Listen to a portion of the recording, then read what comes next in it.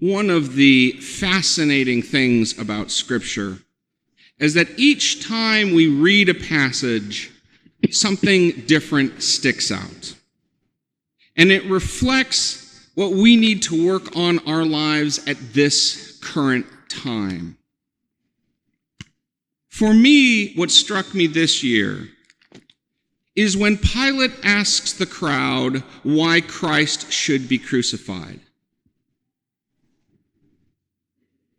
They don't give him a reason. The text says they only shouted louder, "Let him be crucified." They never say why. And it struck me because it reminded me so starkly of so many of the conversations we are having in our society these days. And frankly, conversation is the wrong word for it. It's more like screaming matches. There's no dialogue. There's no conversation. We just scream at each other about how wrong we all are. And it was really bugging me to think that what we are doing today mimics the worst societal decision in the history of mankind.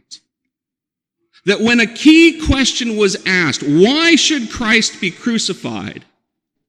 Nobody answered with reason. Nobody answered with logic. No one answered with dialogue. They answered by just screaming louder, "Let him be crucified." And I think we do way too much of this today. And it made me think, if this is bothering me, it must mean that at some level I am participating in this in some fashion, and I need this lesson.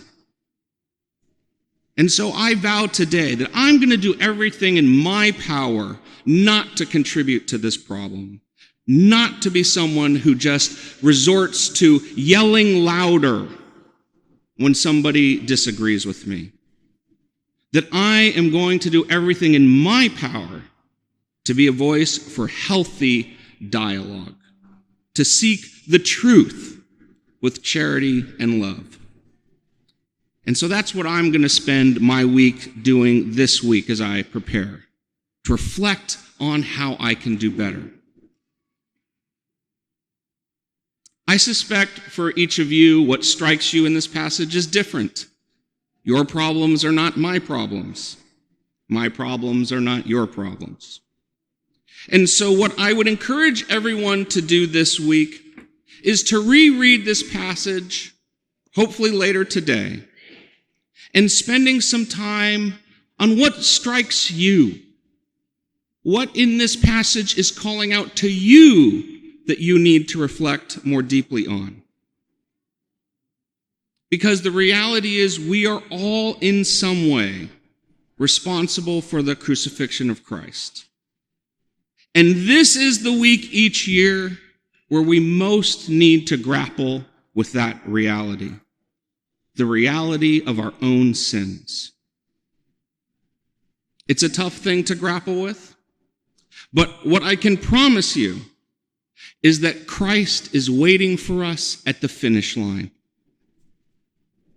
At the end of this week, he is ready to offer us the redemption of the resurrection. But we must walk the walk of this week. We must take the journey through the valley of despair. But I can promise you, if you make that walk this week, and you think about what in this gospel you most need to work on, it will illuminate the pathway for you to your redemption.